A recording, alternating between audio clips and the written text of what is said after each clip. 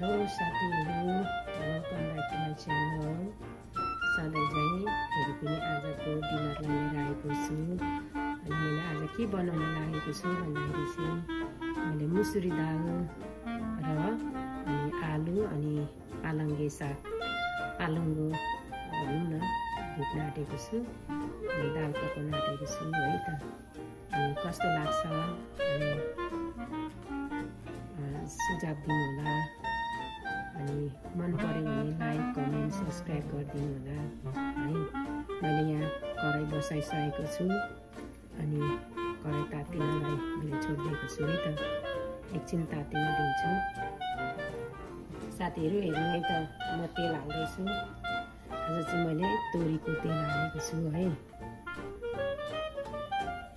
तोरीको तेलमा पकाउन लागिरहेको छु।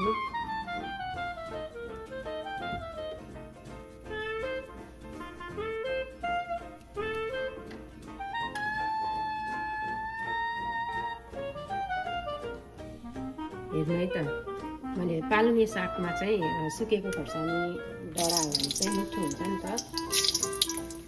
अनि हेर्नु है, म प्याज हाल्दैछु।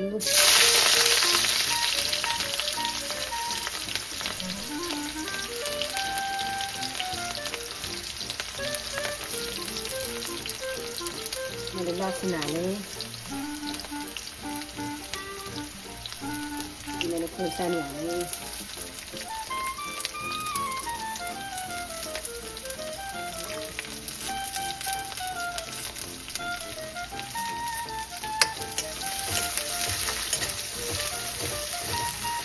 साथीहरू, मेरो प्याज डढिसकेको छ।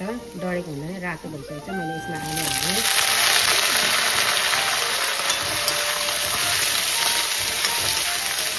कसरी पकाउँछु भन्दाखेरि चाहिँ सिम्पल वे, मेरो जहिले पनि मेरो खानाहरू सिम्पल वेमा हुन्छ।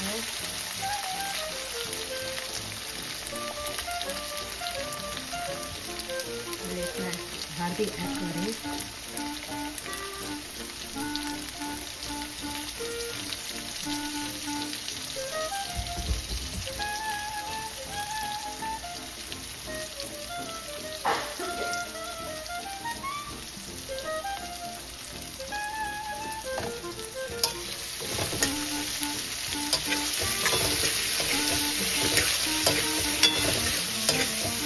चलाएँ। अब यसलाई एकछिन पाक्नमा छोडिदिन्छु।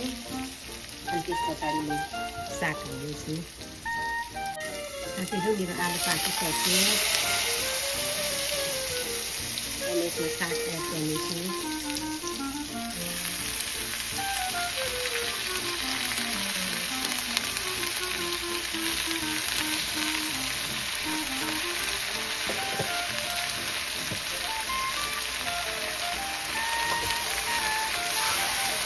मैले नुन हालेको छुइनँ है। म अब मात्रै नुन हाल्छु ल साथीहरू।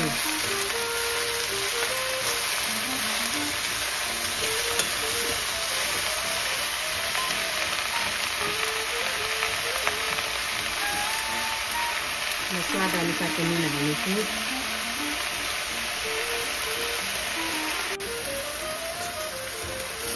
साथीहरू, म चलाइदिँदैछु ल।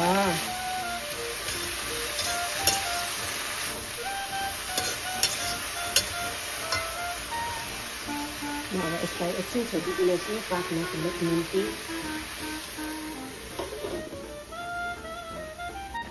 मेरो सब्जी पाक्दै गर्दाखेरि चाहिँ म दाल झाल्न गइरहेको छु। हेर्नु होला, मैले दाल आगो अन गरेर मैले प्यान बसाइसकेको छु। अनि मेरो दाल चाहिँ पाकिसकेको छ। यहाँभित्र छ है, कुकरभित्र छ। अनि मैले चाहिँ यो सिटी नलगाइकन पकाएको हो नि त। यो चाहिँ मुसुरी दाल हो। सिटी नलगाइ पकाएको चाहिँ मिठो हुन्छ क्या, स्वादिलो हुन्छ नि त। यतिकै बोइल्ड मात्रै गरेको। अब म झाल्न गइरहेको छु। हेर्नु होला, म के हाल्दैछु। म यसमा अलिकति तोरीको तेल हाल्नेछु। यसलाई एकछिन तातिन दिनेछु। साथीहरू, मैले प्यान बसाउँदै गर्दा मेरो साग पनि पाकिसक्यो। अब म यसलाई आगो अफ गरिदिनेछु। धेर पकाएको पनि मिठो हुँदैन नि त।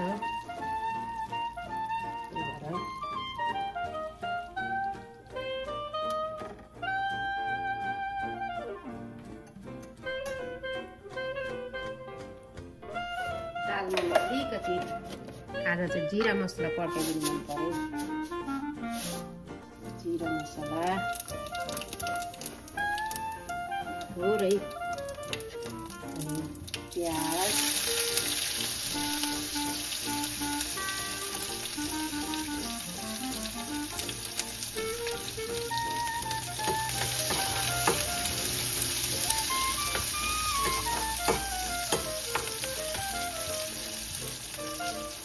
यसमा लसुन एड गरिदिनुहोस्।